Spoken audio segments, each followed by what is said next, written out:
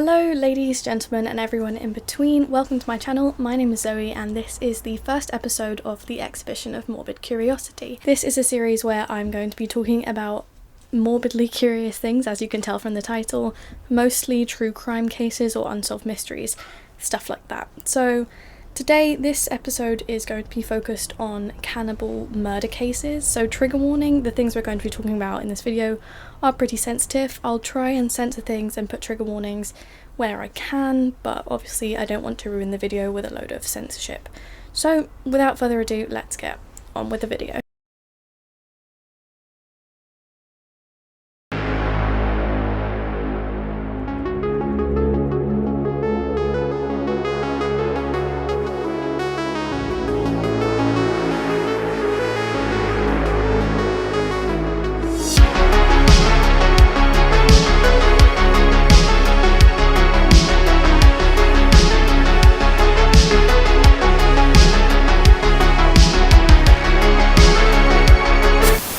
The first cannibal we are going to be talking about today is a man named Armin Meiwes. He killed and cannibalized a 43-year-old man in 2001, but of course there's more to the story than that, so let's go back to the beginning. Meiwes was born in Germany in 1961, and he grew up very lonely. He had two brothers, but they left when he was 6, and his father left when he was just 8 years old. He was left alone with his domineering and possessive mother.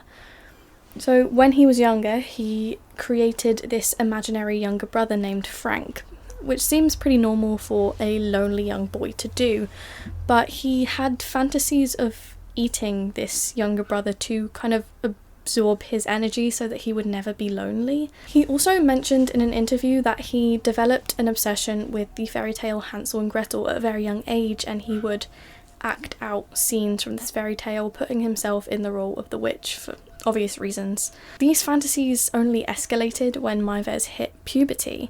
He first experienced these cannibalistic desires, and he also began to question his sexuality. He knew that he was attracted to women, but he also began developing feelings for men. His mother died in the 90s, and he was finally free to live the life that he wanted. He found an online forum called the Cannibal Cafe, which you've likely heard of, but if you haven't, it's a forum where cannibals, or aspiring cannibals, I guess, can post about their fantasies and, unfortunately, in some cases, realities of eating human flesh. Meiwes posted an ad for an 18 to 25-year-old well-built man to come to his house and be eaten. A lot of people responded to this ad ironically, as they didn't think he was serious about it. But he actually got a few unironic responses as well, but a lot of them backed out. One of them even went so far as to come to his house, and he changed his mind, and Armin didn't force him into anything, and he left and he was fine. Eventually, 43-year-old Bernd Brandes responded to his advert. He said, "I hope you're serious about this because I really want it." Brandes visited Meiwes at his home in March of 2001. Meiwes gave Brandes a bottle of cough syrup and 20 sleeping pills to act as an anaesthetic. The men attempted to eat Brandes's you-know-what, but Meiwes burnt it, so it got fed to the dogs. Waste not, want not, I guess. After this, Brandes lay in the bath, Meiwes checking on him every 15 minutes. At this point, Brandes had lost a lot of blood, and it was clear that he was going to die. He was in and out of consciousness, and when he slipped out of consciousness for a while, Meiwes stabbed him in the throat, praying to God for forgiveness while he did so. He didn't want to kill Brandes, he just wanted to eat him. Meiwes stored some of his flesh in his freezer under pizza boxes. Over the next 10 months, he would eat over 20 kilograms, which is about 44 pounds of his flesh. I mean, not only was he eating human meat, it must have been so rancid after all of that time, I cannot even imagine. And this was all caught on a 4-hour videotape that was later showed in court. They had people running out, throwing up. Some people even needed therapy after seeing the footage. He was eventually caught in late 2002.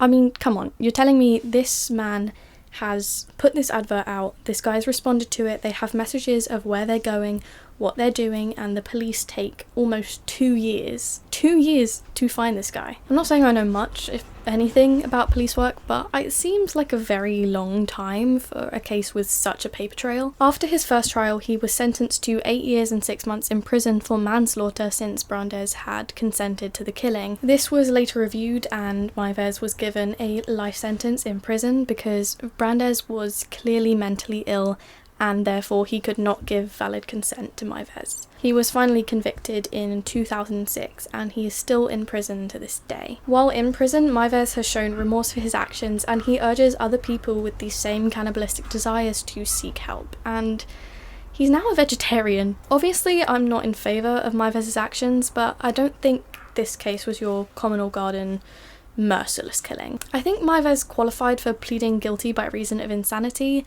or maybe even could have been given a sentence for euthanasia, since Brandes clearly consented to the killing. But then again, the consent wasn't really valid and still not an okay thing to do. I feel like he should be held in a facility for rehabilitation for a long time and reassessed, but I don't really know what to say about this one. Let me know what you think in the comments. The next cannibal on this list, however, I can make no excuses for, and that is Issei Sagawa, or the Kobe Cannibal. Issei Sagawa was born in 1949 in Kobe, Japan. He had very wealthy parents, but he was born extremely prematurely, so he was very small in stature, and this came with a whole host of medical issues, one of them being enteritis, a disease of the small intestine that also impedes development. He was said to be so small that he could fit in the palm of his father's hand when he was born. He first experienced cannibalistic desires in reception, which I believe is the same as first grade. This happened upon seeing another boy's thigh. He finally graduated with a degree in English literature. While in university, Issei was out one night and spotted a tall German woman. He decided to follow this woman back to her apartment,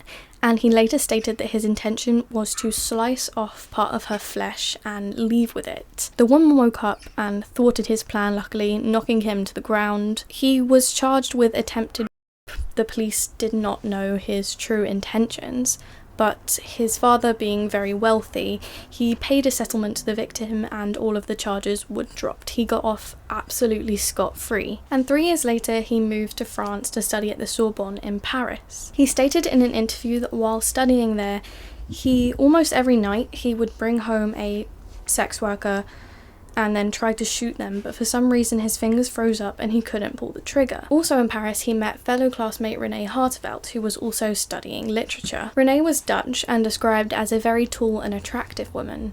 On top of this, she was also exceedingly smart. She knew 3 languages and she had a passion for French literature. Issei fell in love with Renee almost immediately, and one day he approached her asking for sort of private tuition for German, saying he was struggling and that his father would pay her for her time. She accepted. Over the next 2 years, Renee and Issei had become extremely close friends, but of course that was not enough for Sagawa. Issei invited Renee round to his apartment one night to translate poetry. In reality, he was planning something much more sinister. When Hartevelt arrived, Issei asked if it was okay for him to record her reading the poem so that he could use it to study later. She accepted and began the recording. While her back was turned, Issei brought out a rifle and shot her in the back of the neck. He said that he wanted to kill her to absorb her energy, which seems like a common theme with these cases. Because Renee was so unlike himself in her health and her appearance, he wanted to absorb that. At first he tried biting her flesh, but when that didn't work, he went out to purchase a butcher's knife. Over the next few days, Issei would cut meat off of Renee and experiment with the best way to eat it. He also put some of the meat in freezer bags and stored it in his fridge. He took photos of Renee's body throughout the process, which is absolutely sickening. These photos would later be used as evidence against him. When Renee began to smell and attract flies, Issei knew that he had to dispose of her body. He planned to throw her body in 2 suitcases into the river at the Bois du Boulogne in Paris, which is a public park. Sagawa was unable to carry the 2 suitcases by himself, so he hailed a taxi, The taxi driver even made a joke while he was loading the bags into the trunk. He said, "These bags are so heavy, what have you got in them? A dead body?" And little did he know that that was exactly what was in there. The taxi driver dropped him off at the park and Issei was hauling the bags down to the river. However, he stopped for a break and stood in front of them, supposedly to admire the sunset. A man came up to him and asked if the bags were his, and he denied it and walked away. When the man opened the suitcases, he was met with Renee's body. He immediately yelled for help and called the police. Sagawa was arrested 4 days later and he was held for 2 years awaiting trial. He was deemed unfit to stand trial by reason of insanity. Instead, he was to be held indefinitely in a mental health facility. The story, however, does not end there. Justice had been far from served. While in this facility, he was met by author Inuhiko Yamota, an author who would go on to publish Sagawa's recounting of events in a book called In the Fog. This ended up being extremely popular and Sagawa gained a lot of popularity from this. French authorities then made the decision to deport him back to Japan, where he was first held in a hospital. I don't exactly know how, but due to a legal technicality, he could not be detained in Japan, so he just checked out of the hospital. Yeah, and he's roaming free to this day with barely any repercussions, and he's gained a lot of publicity. He seems to be quite a celebrity in a very morbid way. Since his release from prison, he has featured in one of Hisayasu Sato's films called, in translated from Japanese, is Unfaithful Wife, Shameful Torture, which I would not recommend watching. I haven't watched it myself, but I've heard bad things about it, and as you can tell from the title, it has some not so ethical subject matter, so watch that at your own risk. He has written several books, including a biopic called Manga Sagawa-san. These books now sell for over $100 on eBay, and the worst of all is that he has written restaurant reviews for a Japanese magazine called Spa. This case has been so sensationalized, and it's crazy to think that someone able to commit such horrific atrocities is not only completely free, but is often celebrated. I hope that one day, somehow, Renee Hartevelt gets the justice she deserves. The next and last cannibal on this list is Anthony Morley.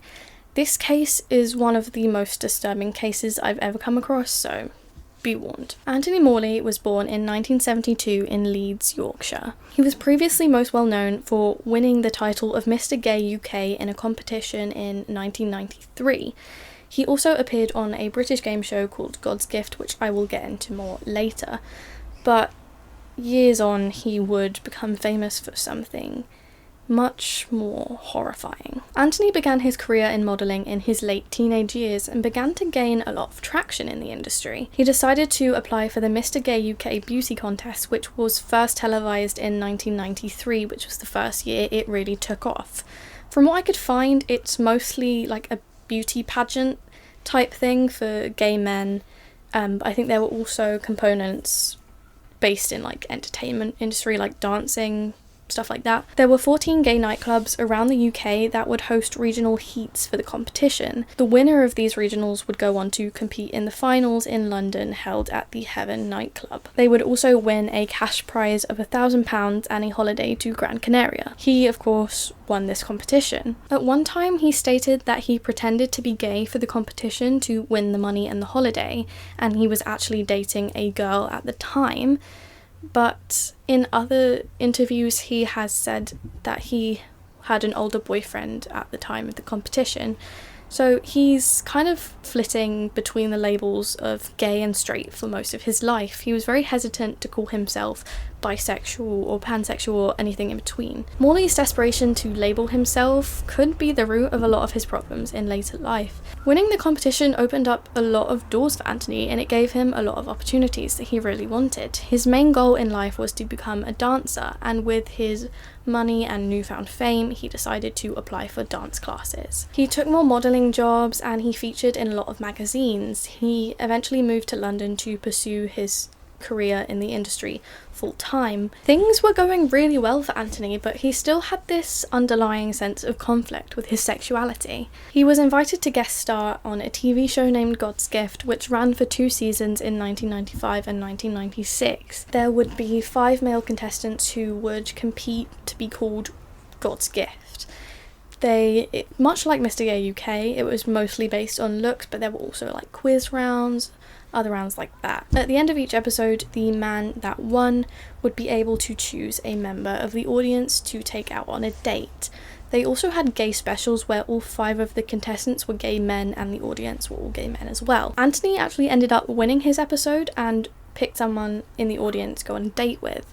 What's interesting is that Damien Oldfield, the man he would go on to murder, who was 21 years old at the time, he was actually sitting in the audience. And later on, he actually had his own episode, which he won, which is a crazy coincidence because it seems like Anthony and Damien were brushing shoulders for years before they met. You can still watch Damien's episode in full on YouTube, but I think they've erased all, recordings of Anthony's episode for obvious reasons. After the game show, Anthony's career began deteriorating. He was forced to move back to Leeds because he could no longer afford his lavish lifestyle. Damien was also living in Yorkshire at the time. In Leeds, Damien worked as an advertising agent for the gay magazine with a name I won't say, and Anthony got a job as a sous chef specialising in seafood. He was slowly building a new career for himself, and this is when the pair first met. They soon hit it off and began dating. Damien was described as very outgoing, and his mother said that he was so easygoing and friendly that to know Damien for 5 minutes was to know him as a friend, and that he always made a good impression on those who knew him. However, the pair would soon break up. It's important to note that Anthony had a history of tumultuous relationships, perhaps due to how uncomfortable he was with his own sexuality, but also his alcoholism. When he moved back to Leeds, he turned to alcohol, perhaps because of his failing career or because of his desperation to label himself. He was notorious for being a very aggressive drunk, which actually got him in trouble with one of his last boyfriends. Him and his then boyfriend Sean Woods were arguing one night about money, which is not too out of the ordinary, unfortunately. After the argument ended, they were sitting on the sofa for about 5 minutes before Anthony pulled out a meat cleaver and started threatening Woods with it. Because Anthony was so drunk, luckily his boyfriend was able to get away and call the police at a neighbour's house. When the authorities arrived, he was shooting at the ambulance with an air rifle. This seemed to be around the time where his violent tendencies really began. After being separated for a while, Damien and Anthony decided to rekindle things in April of 2008. Anthony texted Damien on the morning of April 23rd, 2008, inviting him round for dinner and drinks. He also texted Damien that he wanted to take things slow with him, and he accepted. He agreed. He met Anthony in his apartment that night. The night seemed to be going well. They had some drinks, had some dinner, watched a movie, but what happened next? Well, we don't exactly know. A lot of this is all speculation. According to Anthony, he fell asleep and woke up to Damien attempting to him. However, a lot of officials have criticised this. The autopsy and the CSI team have said that there seemed to be no evidence of any kind of sexual activity, but I'm not going to say for sure whether this did or didn't happen, because it would be horrible to deny that if that really did happen to Anthony. Anthony allegedly has no memory of what happened next. At 2:30 in the morning, he stumbled to a local takeaway restaurant in a blood-soaked white dressing gown and flip-flops. He told the employees, "I have killed someone. Call the police. Someone tried to rape me, so I killed that person. What have I done?" Morley was arrested at the scene and the police were sent in to examine his apartment. When police entered Anthony's residence, the first thing they noticed was blood splattered all over the walls, all over the floor. It was a real bloodbath. And they also noted that they smelt someone cooking, almost like someone was cooking pork. But because of the nature of this video, I'm assuming you can guess that what Anthony was cooking that night was not pork. When they stumbled upon Damien's body, they discovered that his throat had been slit and there were 2 large chunks of flesh missing from his thigh and his chest, each about 1 foot by 1/2 foot. On the hole in his chest, a credit card was placed on one of his pectoral muscles, though we don't seem to know why. Upon further inspection, they found 6 pieces of meat on a chopping board and 1 half-eaten piece on a plate. The pieces were partially cooked, they were still kind of raw, so they speculated that Anthony kind of tried it, realised it was raw, and spat it out. They sent the meat off for testing, and the results came back, and as you can probably tell, it was Damien's meat. An autopsy was carried out on Oldfield's body, and it was found that there were no signs of struggle, and his throat seemed to have been slit from behind. So it seems unlikely that this would be a murder in self-defense, because he would likely be facing him and would see the attack coming. He had been stabbed more than 30 times all over various parts of his body. As I said earlier, the coroner also found there was no evidence of sexual activity, but once again, I'm not going to comment too much on that. Anthony was soon assessed by a psychiatrist, and interestingly, he had no signs of PTSD, he didn't talk about any past trauma that could have triggered this, he showed no signs of having been in a dissociative state during the crime, but he still maintains that he has complete memory loss of the event, which seems too convenient for my liking. He was deemed fit to stand trial, and he was sentenced to 30 years to life in prison for Damien's murder. He said to the court that he remembers feeling that he was on top of him doing what he was doing. He felt numb and out of control. He felt uncomfortable and betrayed. They had talked about the whole situation. He was not comfortable with having a sexual relationship when they had only just got to know each other. He can only say at some point Damien's body had just become something he would deal with at work, a piece of meat. That's the only thing he can think of. That was my daily task, preparing meat. If Anthony had been suffering from some form of PTSD from a previous sex, I hope that he's since been able to get the help he is needed to overcome that. Over that, I hope that Damien's family and friends have somehow found peace. I will end with a few quotes from Damien's mother, which I believe encapsulate her grief and her fondness of Damien that she shared with so many others. She said that they shared a special bond which she can still feel, but now she's only left with memories, and that's not good enough. Damien loved life, and he has had that taken away from him in the cruelest of circumstances. Sorry to end on that sad note, but other than that, I hope you found this video educational and interesting. We covered 3 cases today that were very different from one another, so I hope at least one of them piqued your morbid curiosity. I just want to reiterate the disclaimer from earlier on in the video. I absolutely mean no disrespect to anyone talked about in this video. I do apologise if I have made any mistakes in this video. I do try and fact check the information that I'm getting. The internet is pretty much my only source for these videos. So if I do make a mistake, just drop me a comment and I will resolve that. Also, I'm not trying to sensationalize or glorify any of these cases in any way. It's just for educational purposes only, nothing else. So thank you so much for watching, I really appreciate it. Don't forget to leave a like on this video and consider subscribing. It's free and you can always change your mind later, and it helps me out more than you know. And that's all from me, see you in the next one.